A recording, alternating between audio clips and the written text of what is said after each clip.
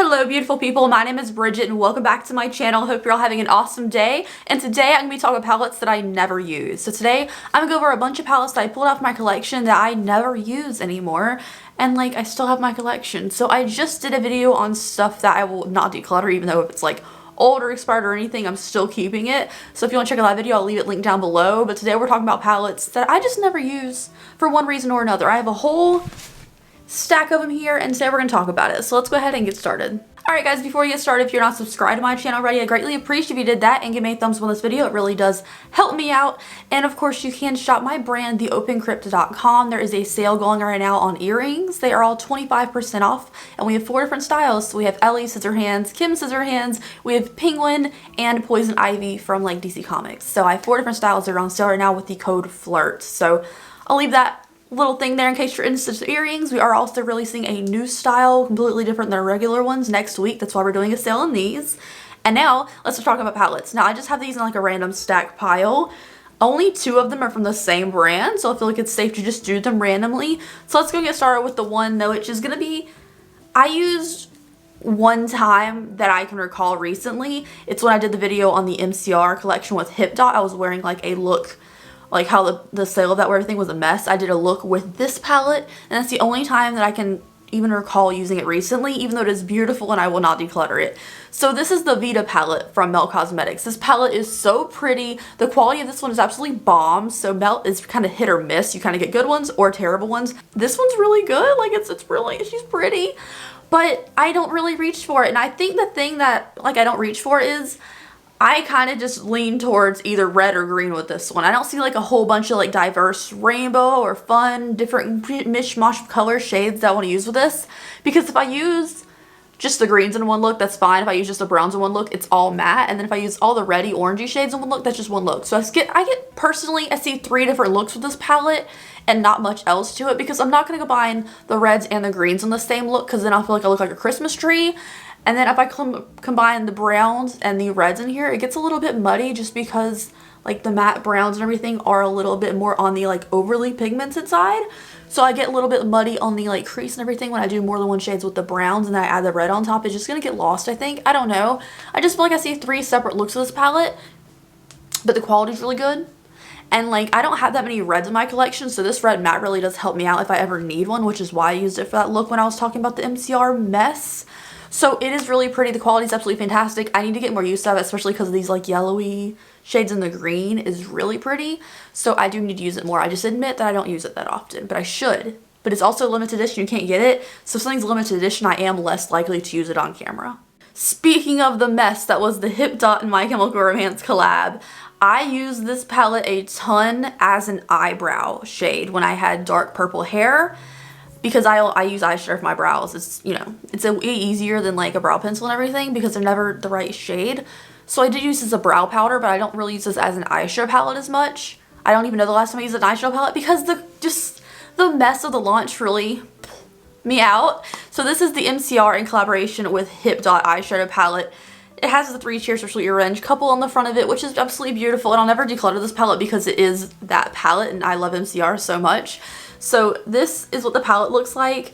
The palette color scheme in general does feel a little bit random to me. I do kind of get the vibe of MCR from it.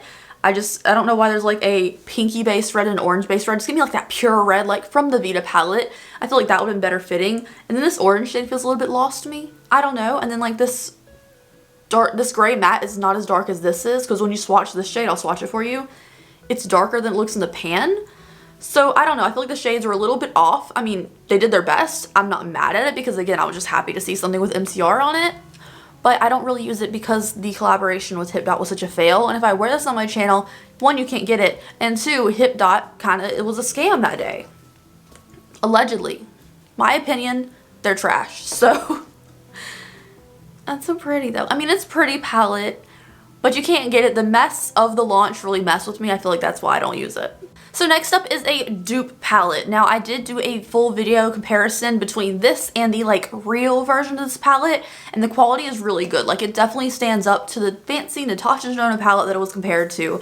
But this is the Artemis palette by Alter Ego. Now Alter Ego is a great brand that makes affordable dupes, like, you know, because I can't afford like Natasha Denona prices. This palette originally was like $129. That's a lot.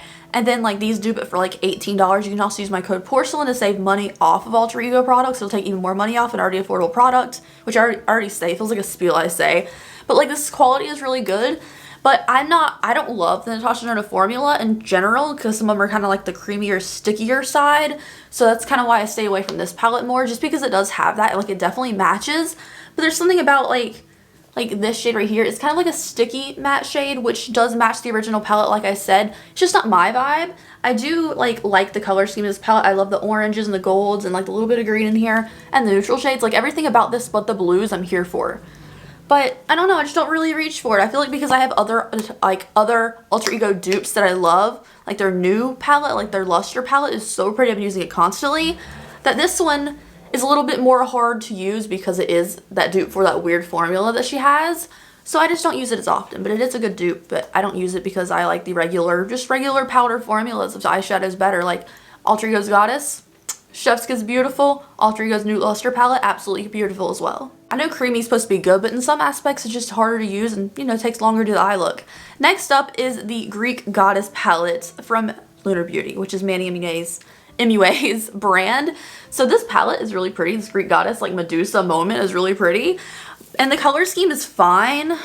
And I know Manny's known for like neutral looks, copper eye, nude lip. It's kind of a deal. And I love nude palettes. So the thing about this one, I just never reach for. Also the fact that it's really reflective on these lights. So the color scheme is okay. I feel like personally, there's only like one deep matte in here, which is this one. And I feel like I would just like a little bit more of a range of deeper mattes because we have like, let's say these three mattes right here. One's a little more yellowy, one's a little darker. It just, I mean, a lot of the mattes are kind of light, which is fine. But then you have like a random pop of blue that doesn't really have a matte for it other than this dark brown shade. And I just would like a little bit more depth. Like if I'm thinking Greek Goddess, I want like a deep, rich, golden moment that this doesn't even have. Like the shimmers in here. First of all, there's only 3 shimmers, which is this one, and this one.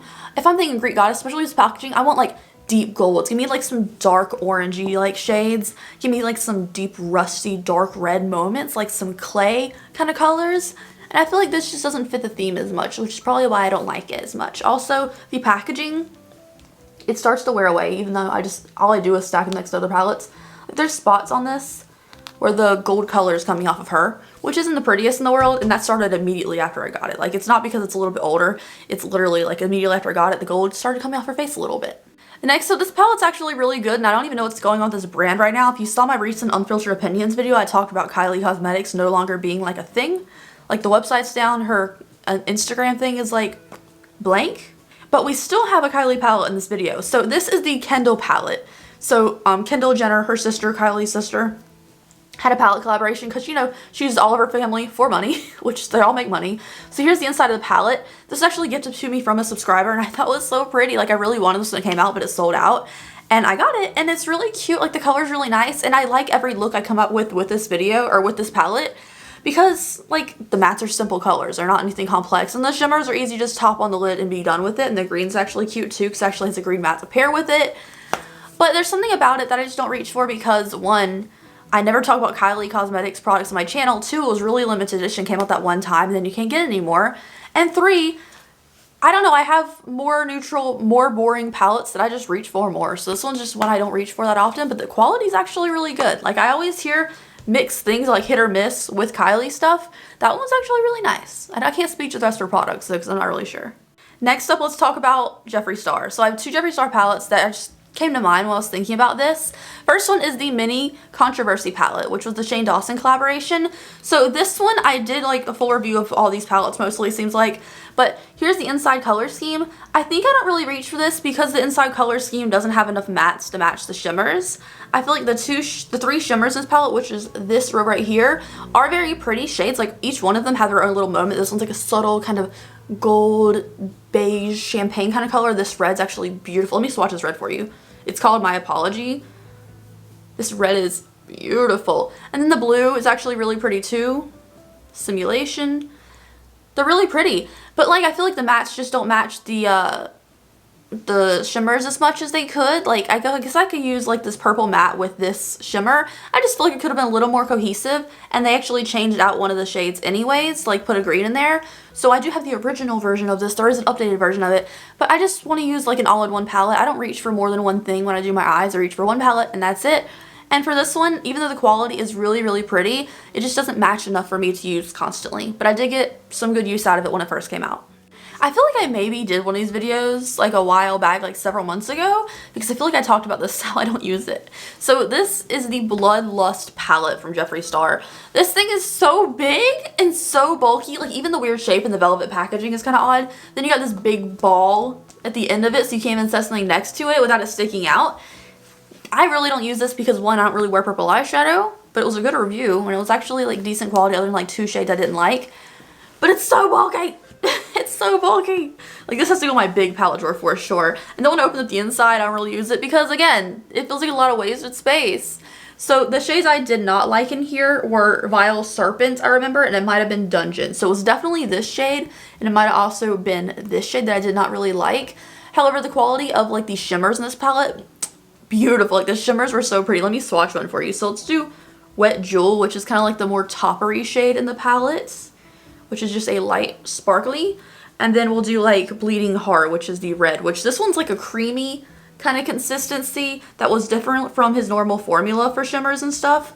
So there's that shade. It's really, really beautiful, but I don't use it because I don't really wear purple eyeshadow, and this thing just seems like a big atrocious menace to tackle every time you want to do your face. So she big, she thick, she's bulky, and that's the #1 reason why I don't use it. Like, if this was a simple small packaging, I'd probably get more use out of it. I'd probably use the purples more often, but she's excessive, so I don't.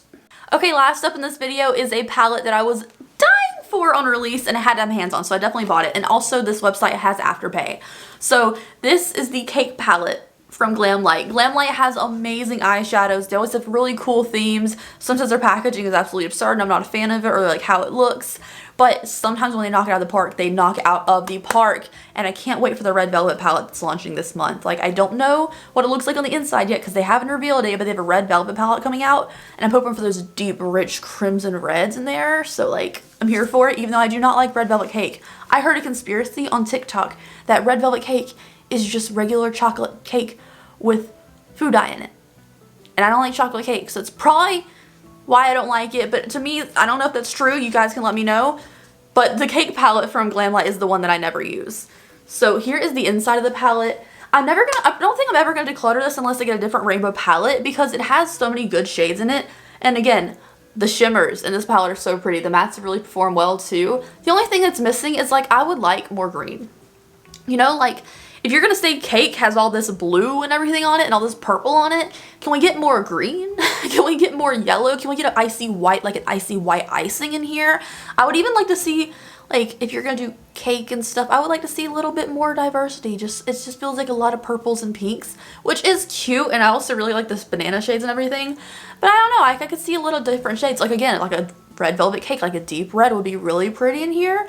So it could be a little bit more, I mean, this one's a Red Velvet shade, so it's kind of on the pinkier end. It should be like a darker, deeper, like blood red, I guess. There could just be a little bit more diversity in this palette. I do keep it for the rainbow aspect of it because I don't really have another rainbow palette in my collection. Let me swatch this Guava shade for you, which is so pretty. It just could be a little more diverse, which is why I don't really get that much use out of it. And I'm not really a rainbow person anymore. So really, really pretty. Like, the shimmers are stunning. That's Glamlight's like best thing is their shimmers. But yeah, it could just be a little more cohesive to me and not really use rainbows. So that's probably primarily the reason I don't use it. Anyways, you guys, that is it for today's video. Thank you so much for hanging out with me and talking about stuff. I hope you enjoyed it. I did. I thought it was fun.